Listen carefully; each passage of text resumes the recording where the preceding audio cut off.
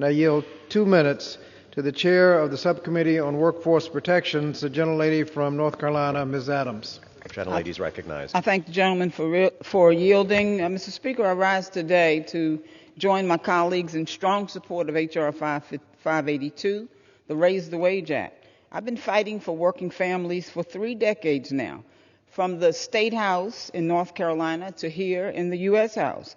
I led the successful effort in my state to raise the state's minimum wage in 2006 from $5.15 to $6.15 an hour. And then in 2009, the federal government raised the wage to $7.25. That was 12 years ago. And the minimum wage hasn't increased since. Only the cost of living has increased.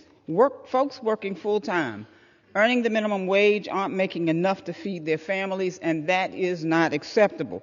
No one working full-time should live in poverty. Working hard is not enough if you don't make enough. And that's why I'm a proud supporter of H.R. 582, the Raise the Wage Act.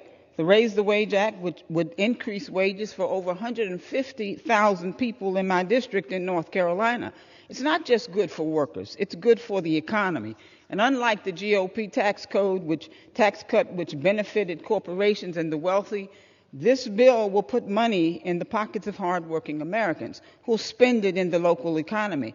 My friends on the other side of the aisle will use outdated, misleading data to say that it will kill jobs. But the most comprehensive and recent research shows no job loss in cities that have already raised the wage to $15. The American people are with us on this. A vast majority support raising the minimum wage. You already know folks can't survive on $7.25. We don't have to do that in Congress. My folks on the other side of the aisle, you're making 6 figures. Can you survive on $7.25?